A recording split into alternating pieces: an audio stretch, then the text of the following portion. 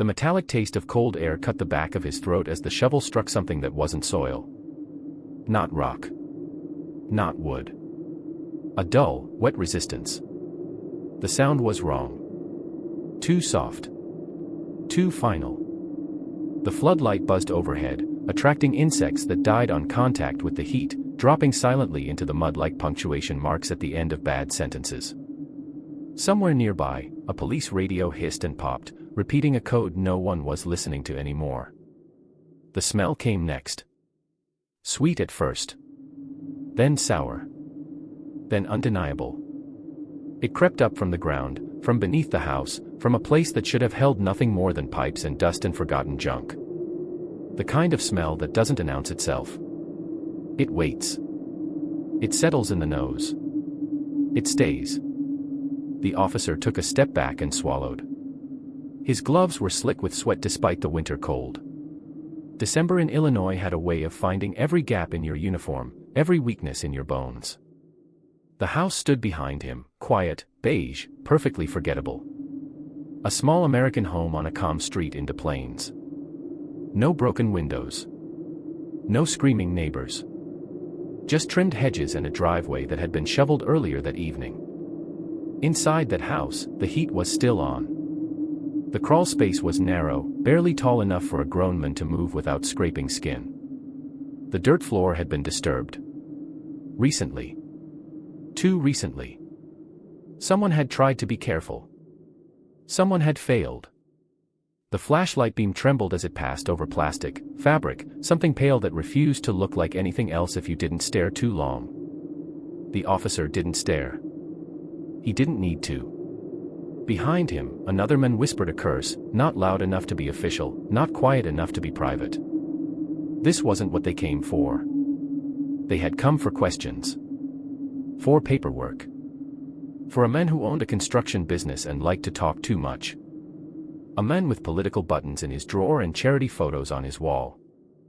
A man whose name had surfaced again and again, irritating but never urgent.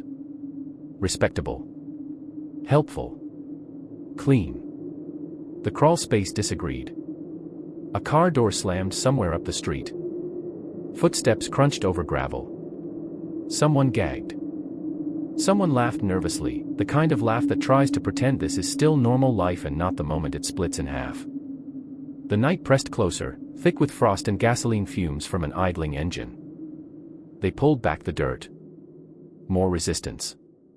Another shape. Then another. The house made a sound as the wind pushed against it, a low groan through the siding, like it was finally exhaling after holding its breath for years. Upstairs, the walls were lined with family photos and clown paintings. Bright colors. Big smiles.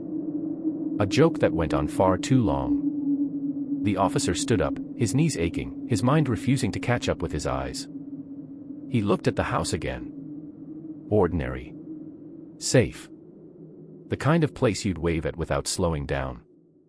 Someone asked how many. No one answered. Because they all understood the same thing at the same time. This wasn't a crime scene. It was an inventory. And the man who owned the house was still inside, sitting calmly, waiting to be told why the police had come back again. The handcuffs clicked with a sound too small for what it meant. Cold metal on warm wrists. The man didn't resist. He adjusted his jacket instead, as if preparing for a photograph, as if posture still mattered. His hair was neatly combed. His breath smelled faintly of coffee and mint. Not fear. Not panic. Convenience. The patrol car's red lights painted the snow in slow pulses. Red. Blue. Red. Blue. A child's toy rhythm, cheerful if you didn't know better. The neighbors watched from behind curtains, faces floating in yellow squares of light.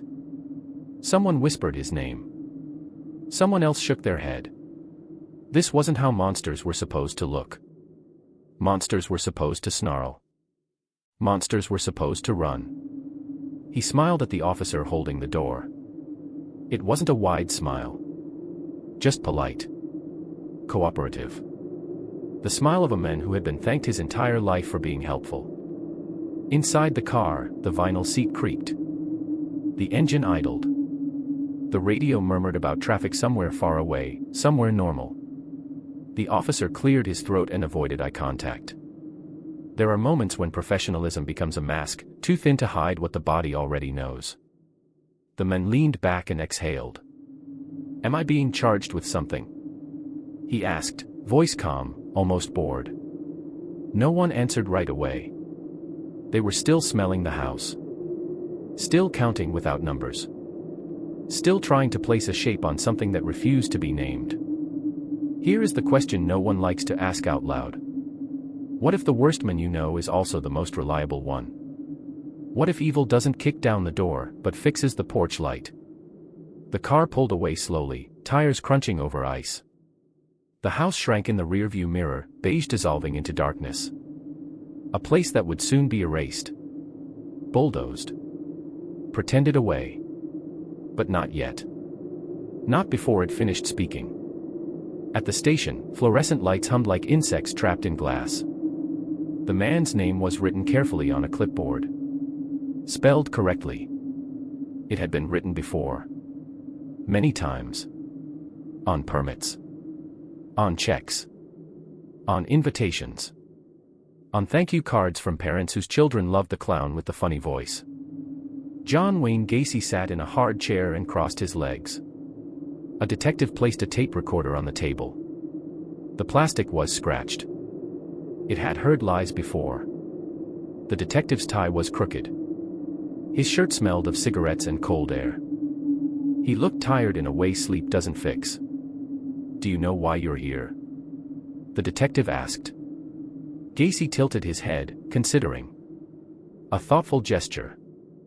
Almost charming. "I suppose you'll tell me," he said.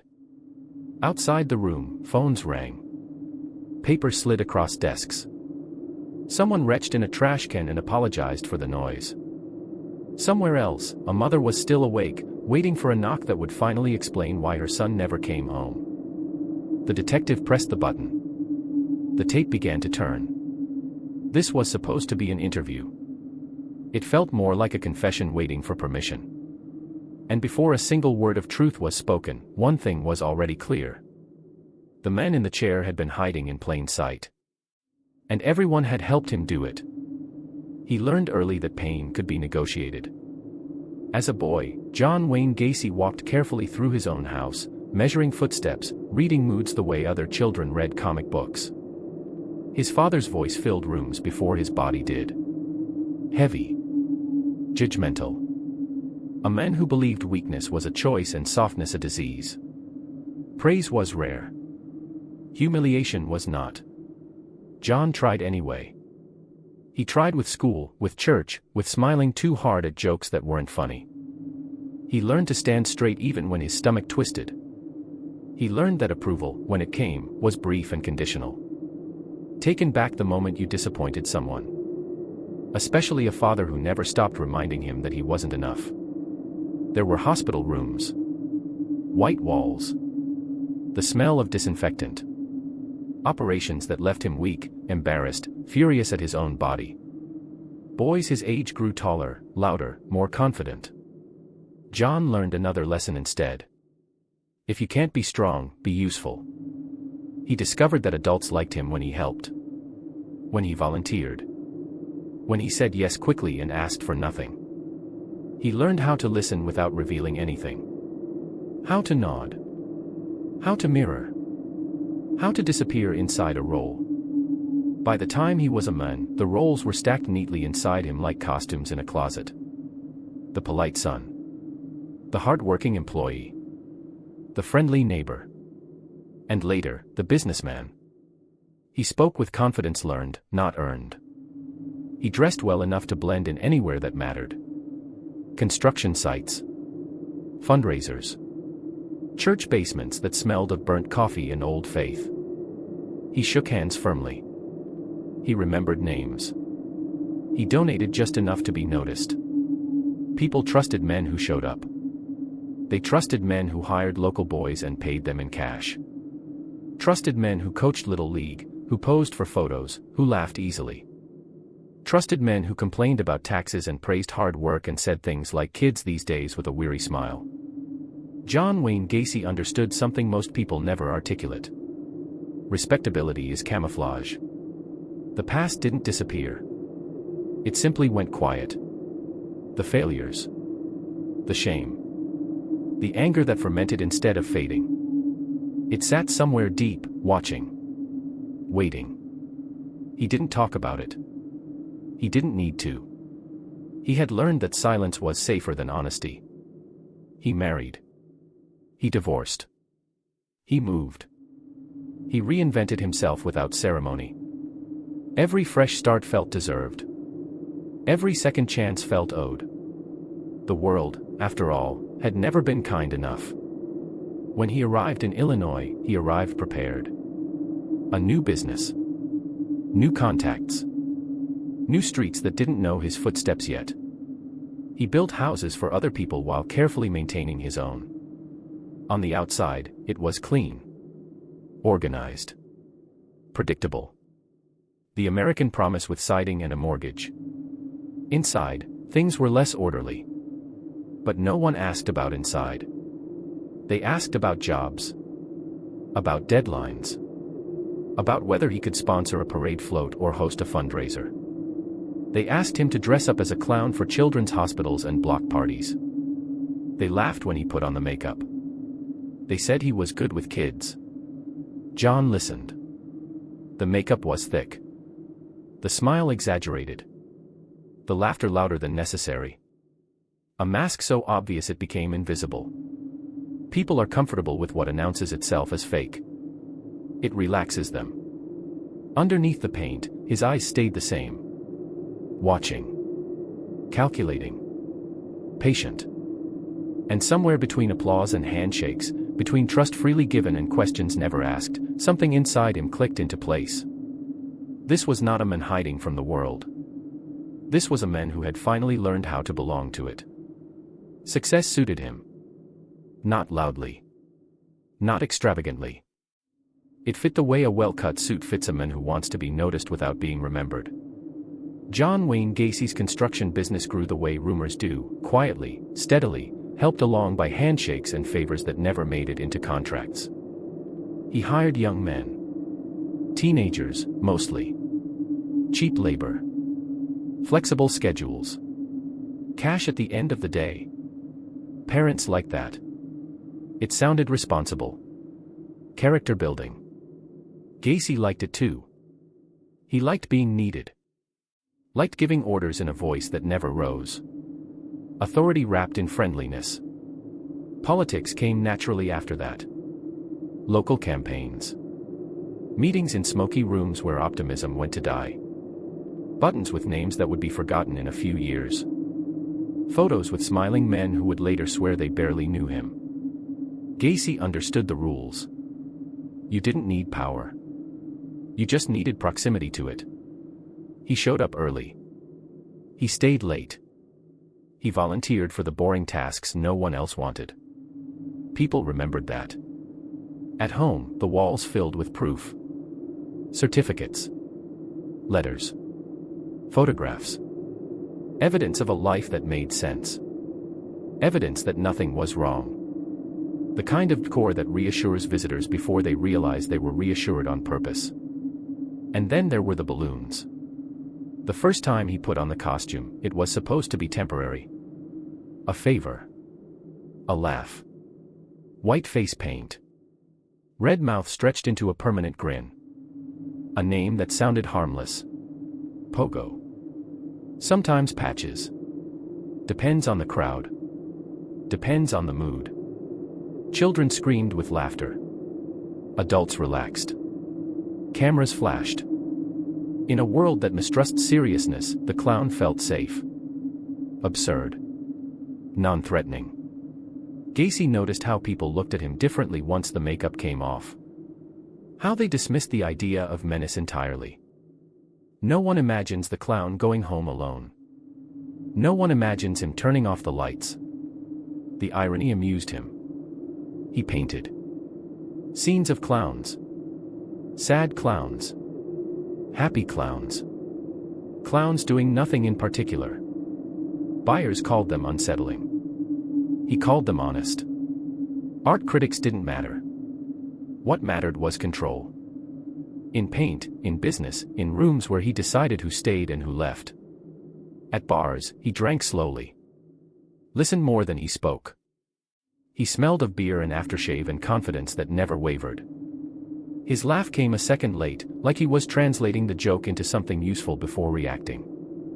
Men talked. Young men talked more. About needing money. About wanting to get out. About how unfair everything felt. Gacy nodded. He understood unfairness. He had built an entire identity on surviving it. The house in Des Plaines became a hub. A place people passed through. Work meetings. Drinks. Late nights that blurred into early mornings. The crawl space beneath it remained out of sight. Out of mind. Just dirt. Just space. Just something no one bothered to inspect. He began to believe in his own immunity. Not invincible. Just invisible. Because when a man is useful enough, charming enough, generous enough, the world negotiates with its doubts. It looks away from discomfort. It edits memory. It assumes someone else is paying attention. Gacy thrived in that blind spot. He didn't need to hide anymore. The costume had taught him the final lesson. When everyone expects a performance, the truth can walk right past them, smiling, waving, and carrying balloons. The boy didn't think of it as danger. It felt like opportunity. A quick job. Easy money. A ride home afterward. The kind of arrangement parents warn you about in vague terms, assuming the world will fill in the details later. The night air was cold, sharp enough to keep him alert. He wore a jacket too thin for December and confidence borrowed from youth, which always expires faster than expected. Gacy smiled when he offered the work. Not the clown smile. The other one. Professional. Reassuring. The smile of a man who owned tools and schedules and a house that looked like everyone else's. He spoke casually, as if this were already settled, as if refusal would be awkward. The boy hesitated. Only for a second. That second was the last normal moment of his life. By morning, no one knew where he was. At first, it was treated the way missing teenagers always are. A phase. A misunderstanding. Maybe he ran off. Maybe he didn't want to be found. Police reports were filed with the same tired language, the same empty boxes checked in the same order. No signs of struggle. No witnesses who wanted to be witnesses. The parents waited by the phone. Days stretched. Nights grew longer. The silence began to feel intentional, like a decision the world had made without consulting them. Friends stopped calling. Posters went up and came down. The boy's name was spoken less often, then mostly in the past tense, which felt like betrayal. Gacy kept working. He showed up on time. He joked. He complained about the cold. He paid his employees and shook hands and talked about future plans. He lived in the present tense without effort. When asked if he had seen the boy, he said no with just enough concern to sound sincere. It was easy. One disappearance is a tragedy. 2 is coincidence. 3 is uncomfortable. Somewhere between the 4th and the 5th, people start to look for reasons not to connect the dots. Different neighborhoods. Different families. Different nights. Boys who didn't belong to anyone important enough to make noise. Boys whose lives hadn't settled into something the world felt obligated to protect. They vanished quietly. At home, the crawl space accepted them without comment. Dirt was moved. Replaced. Smoothed over. The house remained upright, obedient, holding its secret the way houses always do. It creaked at night. It sighed when the heat kicked on. It never told. Gacy slept well. He began to understand how little resistance there really was. How thin the line was between presence and absence. How quickly a person could be reduced to a question mark on a form. The irony wasn't lost on him. He made his living building structures meant to last, while perfecting a method that erased people almost completely. No witnesses. No noise. Just time doing what time does best, covering things up. Somewhere, a mother stared at a bedroom that hadn't changed. A father rehearsed conversations with police that never led anywhere. A name was spoken softer each week, like it might shatter if said too loudly. And Gacy learned the most dangerous lesson of all. Nothing had happened. Not officially. Not yet. Which meant, in his mind, that he had done nothing wrong. And that understanding opened the door to everything that came next. The disappearances began to line up the way shadows do at dusk, subtle at first, then impossible to ignore if you knew where to look. Same age range. Same fragile point between boyhood and whatever came next. Same quiet exits from lives that didn't have enough gravity to pull attention their way. But looking required effort. Police stations are not designed for patience. Desks overflow with paper. Phones ring with emergencies that arrive already screaming for priority. A missing teenager without blood or witnesses is a problem that can wait. A problem that might solve itself. A problem best filed under runaway until proven otherwise. Gacy benefited from that delay. His name surfaced once. Then again. Not dramatically. Not with alarms. More like a recurring typo. Someone mentioned that he hired young men. Someone else recalled a last known sighting near his place. Each note landed on a different desk. Each desk belonged to someone already tired. And Gacy was cooperative. He answered questions. Invited officers inside. Offered coffee. Joked about how unreliable kids could be these days. His house smelled of cleaning products and dinner. It smelled like effort. Officers glanced around, saw nothing that demanded courage, and left. Outside, the street stayed calm. Inside, the crawl space grew crowded. Families compared notes in private. Mothers recognized each other's fear without exchanging names. Fathers learned the language of disappointment, the way officials speak when they want to sound sympathetic without committing to anything that costs time. Tips came in. Tips went nowhere. A witness thought he saw something strange one night but wasn't sure. A coworker mentioned Gacy's temper, then backtracked. Rumors drifted through bars and break rooms, diluted by laughter and disbelief. Surely someone would have done something by now, people said. Surely. Gacy noticed the shift. He noticed the questions taking half a second longer to answer. The way eyes lingered before sliding away. He adjusted. Smoothed edges. Became more careful without becoming cautious. He knew better than to disappear. Presence was protection. At home, he changed routines. Timings. Methods. The crawl space was running out of room. The house began to feel heavy, as if gravity itself had increased beneath the floors. He ignored it. Or pretended to. He had always been good at pretending. The police, meanwhile, chased safer leads. They questioned strangers. They interrogated ghosts. They assembled timelines that never quite touched. Each false direction felt productive. Each dead end exhausted just enough energy to justify stopping. No one wanted the answer waiting under a respectable man's house. Because if the pattern was real, then so was the failure. And failure has a way of spreading blame faster than truth spreads facts. Gacy grew bolder. He talked more. Bragged a little. Let things slip, then laughed them off. The confidence of someone who has tested the limits and found them flexible. He believed he understood the system now. How it moved. How it avoided discomfort. How it preferred explanations that didn't require excavation. He was right. Until he wasn't. Because patterns don't need permission forever. They accumulate. They harden. They wait for one moment, one witness, one mistake, one detail that refuses to stay buried. And somewhere in the city, a boy made it home long enough to tell someone a name. Gacy didn't know it yet. But the pattern had finally noticed him back.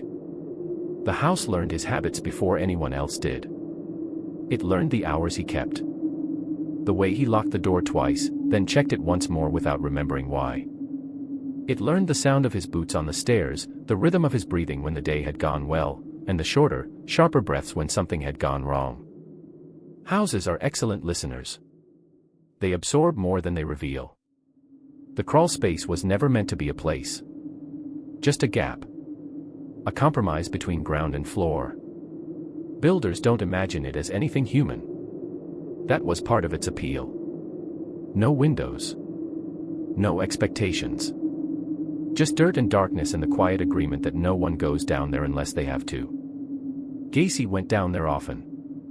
He moved carefully now, on hands and knees, his suit jacket hanging somewhere above, folded neatly like a promise to return to normal. The air was thick. Damp. It pressed against his lungs and left a taste that clung to the back of his tongue. Earth and rot and something chemical he couldn't quite name. He told himself it was just soil. Just age. Just the house settling. The space forced humility. Shoulders hunched. Head lowered. The kind of posture Head hated as a boy. The kind Head sworn never to accept again. Down here, though, he controlled when it ended. He could stand up whenever he wanted. That mattered. Upstairs, the television murmured.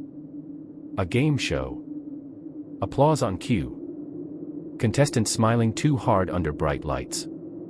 The sound filtered through the floor, warped and distant, like laughter heard underwater. It amused him. The contrast felt intentional, as if the house itself understood irony. He worked methodically. Not with emotion. With process. This wasn't rage. Rage was messy. Unreliable. This was order. This was maintenance. He told himself he was solving problems the world refused to acknowledge. Boys who didn't fit.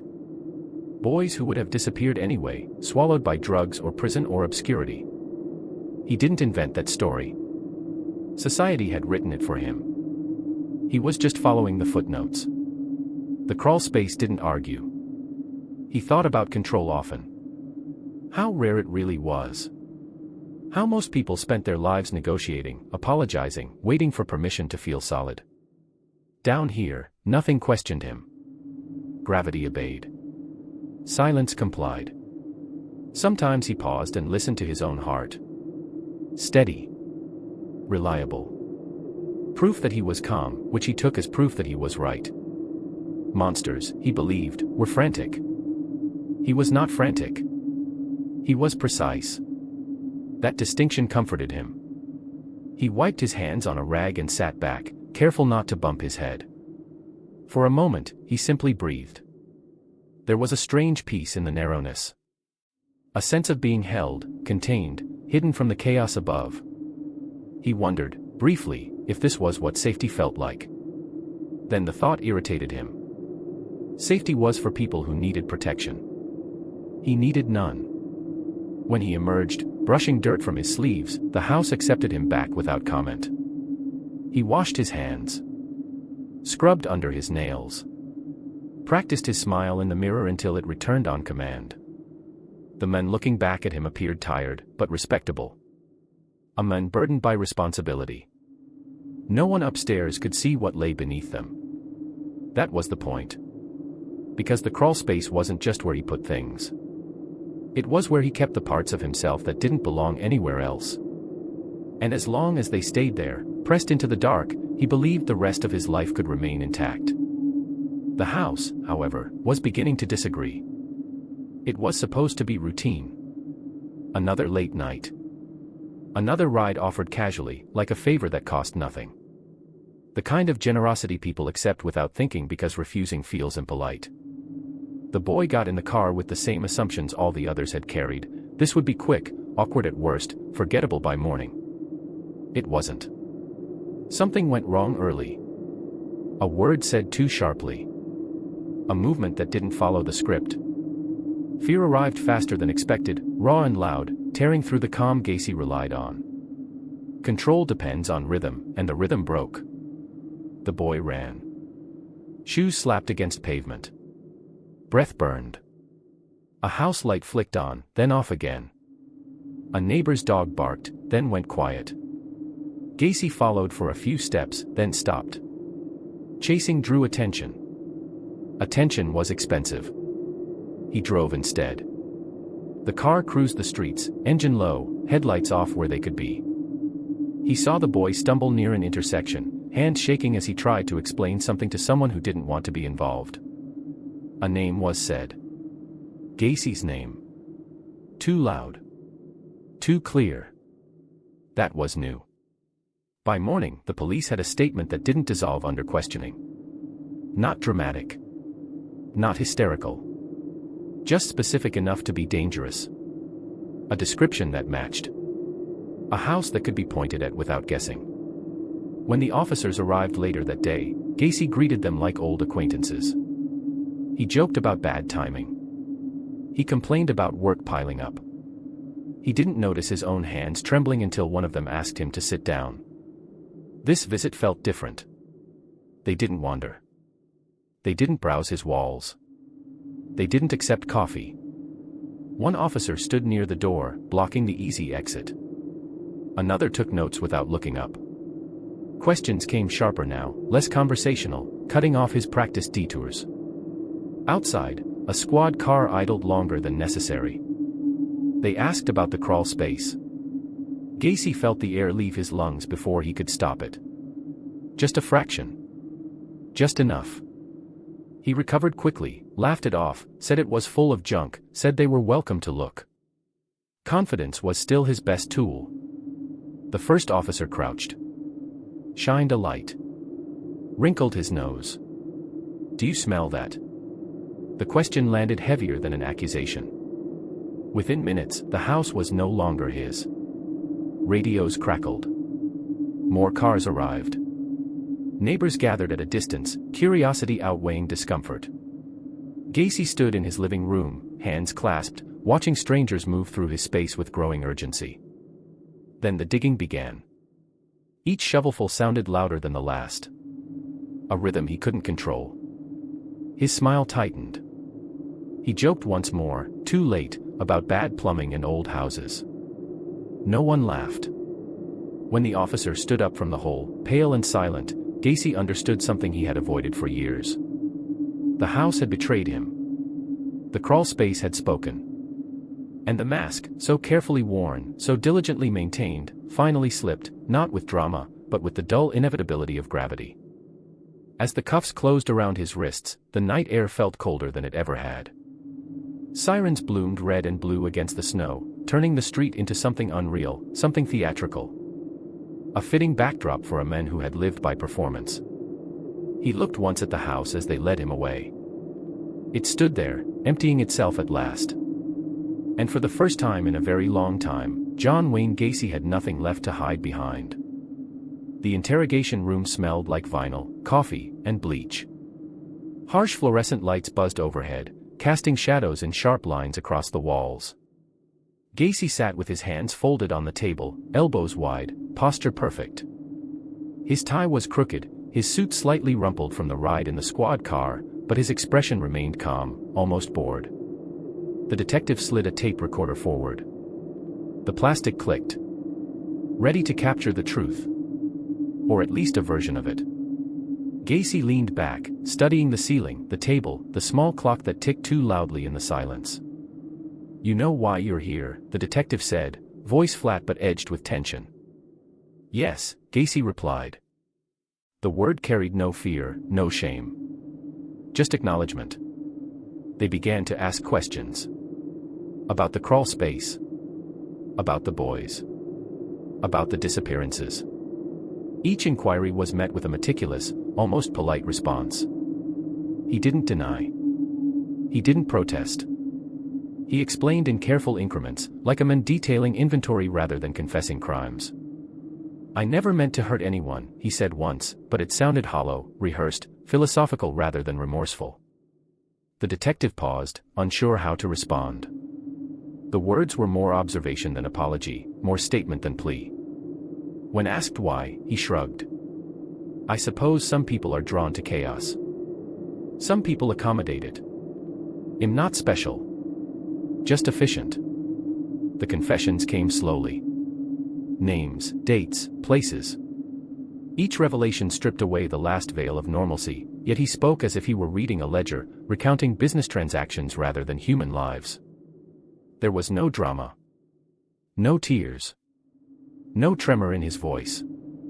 Just detail. Precision. Some people die and are mourned, he said at one point, almost conversationally. Others disappear quietly. It seems practical. The detective's stomach turned. He had interrogated killers before. Some were angry, some remorseful, some pleading. Gacy was none of those. He was organized, detached, patient, and disturbingly honest. At one point, the detective asked about motive. Gacy tilted his head, eyes clear, analytical. Motive implies passion, reasoning, justice. There was none. It was methodology. Methodology. The word lingered. The tape captured it, raw and cold, like ice in the mouth.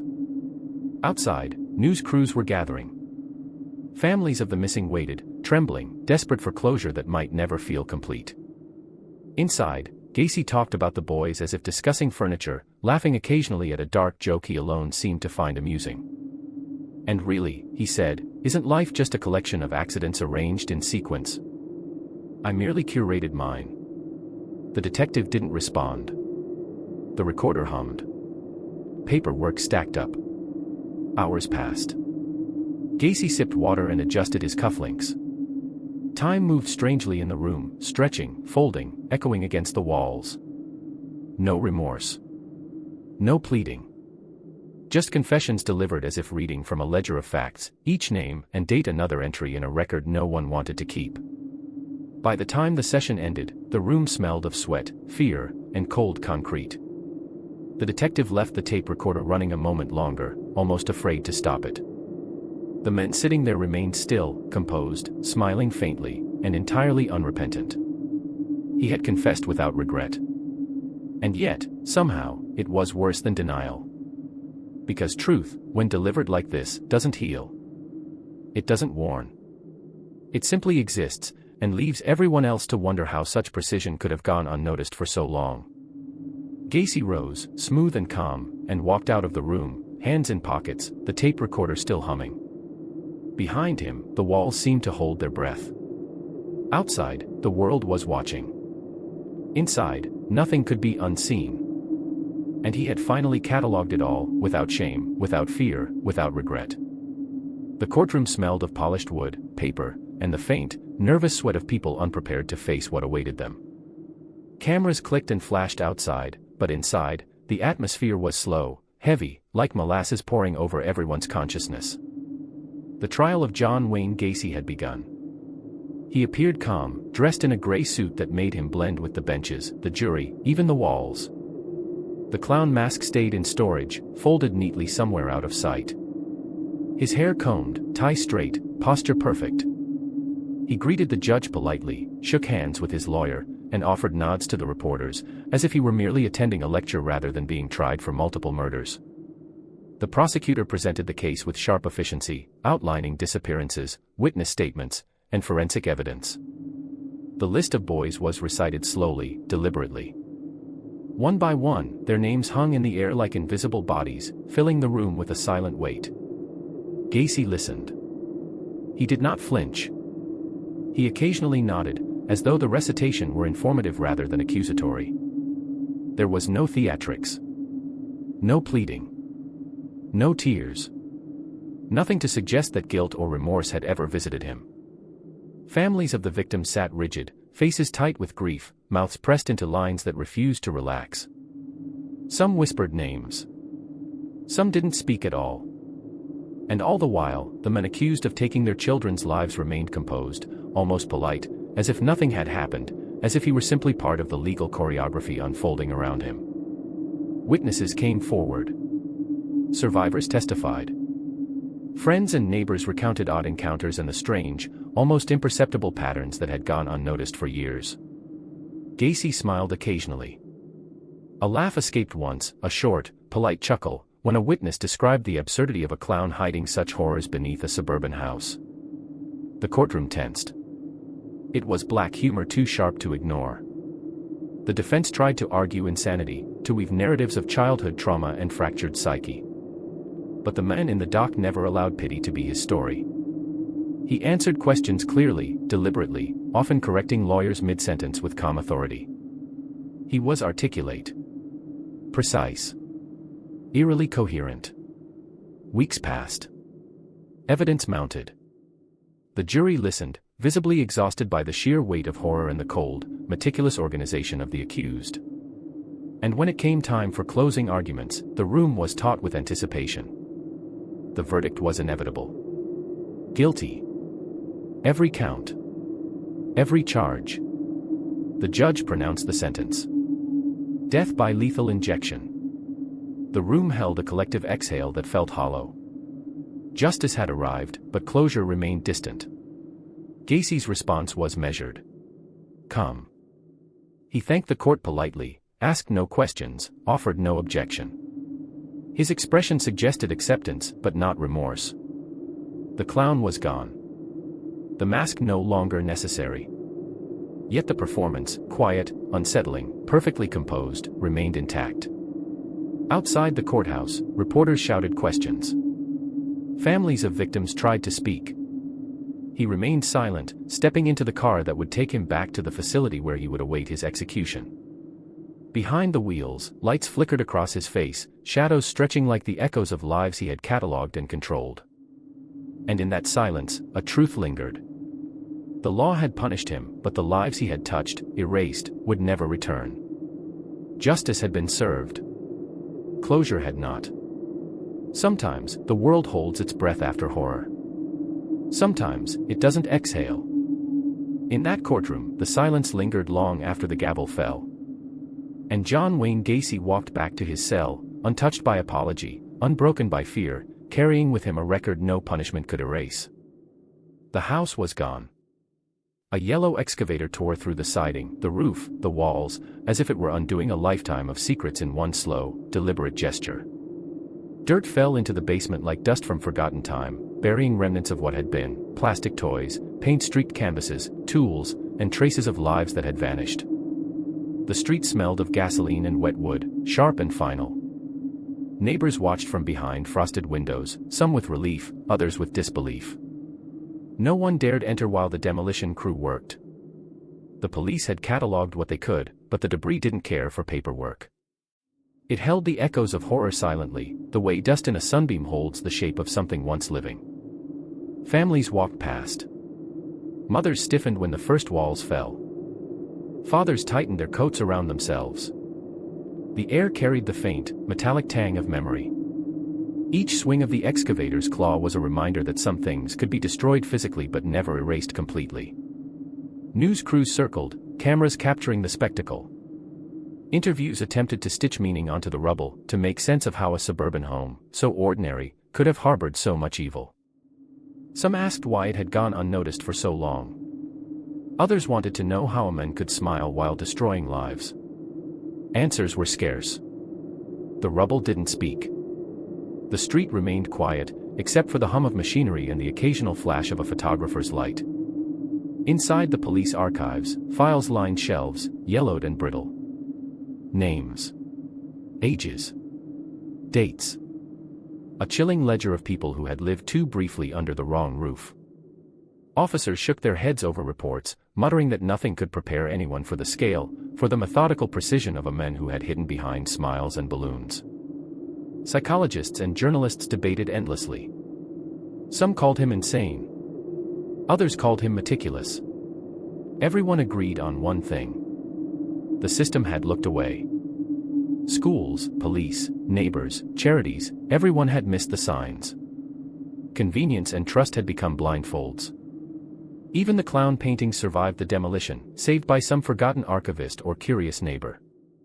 Bright faces, exaggerated smiles, grotesque eyes, they hung in galleries or private collections now, reminders that evil can be adorned with laughter. But Gacy himself, behind walls and bars, continued to live in a world unperturbed by destruction. The media could frame him as a monster. The courts could sentence him to death. The house could be razed. But the ledger of the crawl space, the sequence of lost lives, the methods refined over years, those remained intact in memory, in horror, in the philosophical weight of what had happened. And somewhere, in the quiet aftermath, a thought settled like dust in a sunbeam. The world had survived the clown, but it hadn't survived what he had taught it. That lesson was simple. Evil does not always knock. Sometimes it smiles, waves, and carries balloons. And people, eager to believe in safety, invite it inside. The street grew silent again. The rubble cooled. Snow fell in lazy flakes, softening edges but never erasing the shadows beneath.